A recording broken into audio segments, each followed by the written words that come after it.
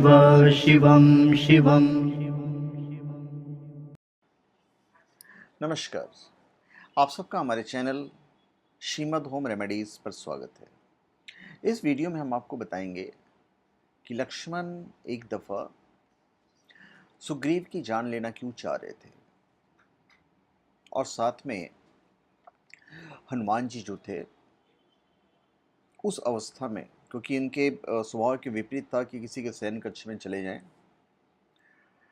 तो ये सुग्रीव के सैन्य कक्ष में क्यों चले गए, ये सारी बातें हम आपको इस वीडियो में बताने जा रहे हैं। देखिए, भगवान श्री राम विष्णु के अवतार थे, तो वहीं लक्ष्मण स्वयं शेषनाग के। लक्ष्मण अपने बड़े भाई श्री राम की व्यथा को बिल्कुल भी नहीं देख सकते थे। यदि उन्हें जरा सा भी दुख पहुंचे तो आप समझ सकते हो क्या कर सकते हैं। फिर चाहे कोई देवता हो या फिर सुग्रीव जैसा कोई राजा ही क्यों ना हो। अब भाई बाली को तो उन्होंने समाप्त कर दिया श्री राम ने, और सुग्रीव जो हैं बोले कि अभी बहुत बारिश का समय है, तो इस वक्त जाना उचित नहीं होगा और मैं थोड़ा सा यहाँ पे व्यवस्थित भी कर लेता हूँ राजकाज जो है। तो सुग्रीव अपने प्रॉमिस को भूल गए। अब एक दिन श्री रामचंद्र जी ने अपने भाई लक्ष्मण से कहा कि लक्ष्मण, वर्षा ऋतु बीत गई है, सभी जलाशयों के जल स्वच्छ हो गए, वन और पर्वतों पर पक्षियों का कलरव गूंजने लगे हैं, परंतु वानरों के राजा सुग्रीव ने हमारा तिरस्कार कर दिया है। यद्यपि सीता का वियोग मेरे लिए बिल्कुल सहनीय नहीं है, फिर भी मैंने अपनी हृदयगत भावनाओं पर नियंत्रण किया हुआ है। सुग्रीव ने गीता की खोज के लिए जो वचन मुझे दिया था, संभवतः वो उसे भूल गया है। अब उसका स्वार्थ तो पूरा हो चुका है, इसलिए उस दुर्विनीत वानर को हमारी कोई चिंता नहीं है। अब ये बात सुनकर लक्ष्मण जी को क्रोध आ जाता है। वो बोलते, भ्राताश्री आप मुझे आज्ञा दीजिए ताकि मैं किष्किंधा नगरी में जाकर उस दुष्ट वानर की खबर लेता हूँ, उसे बलपूर्वक पकड़कर आपके पास लाता हूँ। भाई तो बहुत गुस्से वाले ये भी थे, और श्री राम को मित्र भी बन गए थे सुग्रीव। तो श्री राम जी थे, मित्रता को भी कलंकित नहीं कर सकते हैं, क्योंकि दोनों की अच्छी मित्रता हो गई थी। और इसी मित्रता में भगवान श्री राम ने उन्हें किष्किंधा का राजा बनाने और सुग्रीव ने माता सीता की खोज में सहायता करने का वचन दिया था। तो उन्होंने एक फ्रेंडशिप डेवलप कर ली थी, और फ्रेंडशिप में मतलब भगवान श्री राम खुद नहीं जा सकते थे, और उधर सुग्रीव अपनी पत्नियों और अन्य दास दासियों के साथ भोग विलास के शिखर में डूब चुके थे। तो सब चीजें जो है उस सुग्रीव के भाग्य के विपरीत जा रहा था, प्रोमिसेस के विपरीत जा रहा था। और इधर श्री लक्ष्मण जी तो साक्षात मृत्यु के स्वामी हैं। उनकी पदचाप भला कैसे किसी की निद्रा को अनवरत जारी रहने की अनुमति दे सकता है। किष्किंधा की ओर बहने वाली पवन भी मानो अपनी दिशा बदल कहीं दूसरी दिशा में बहने लगी जब वो किष्किंधा की ओर चले। एक बार तो ऐसा लगा कि शायद पवन ने बहना ही छोड़ दिया हो। ऐसा लग रहा था कि सब डर कर छिप गए हों।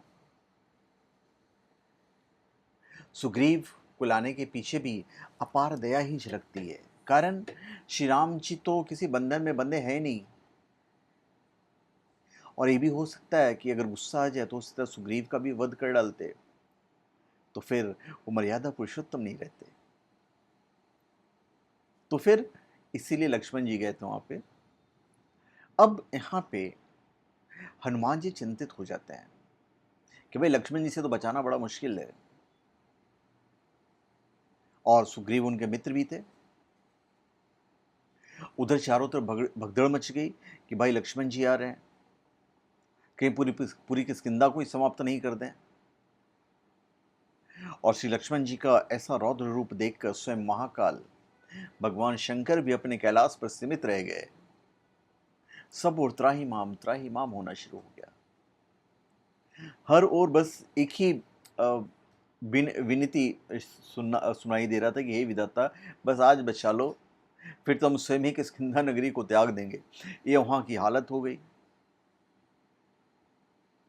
अब यहाँ पे श्री हनुमान जी के पास अब कोई रास्ता नहीं था कि भाई इसे बचा ले।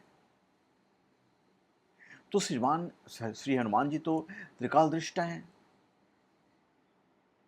तो श्री हनुमान जी सीधे सुग्रीव के उस मनोरंजन कक्ष में पहुंच गए जहां आज से पहले श्री हनुमान जी ने जाने से सदा परहेज किया था। कारण श्री हनुमान जी तो त्रिकालदृष्टा हैं, उन्हें भला पूरा घटनाक्रम समझने में कोई समय थोड़ी ना लगना था।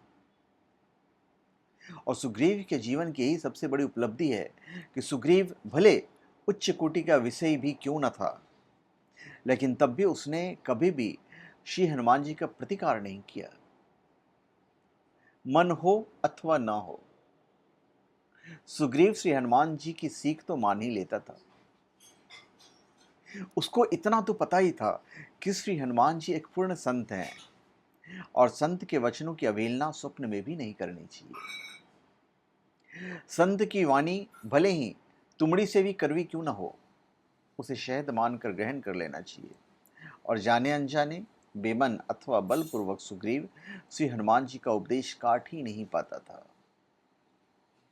और सुग्रीव के जीवन की उसके लिए ही सबसे बड़ी संजीवनी थी।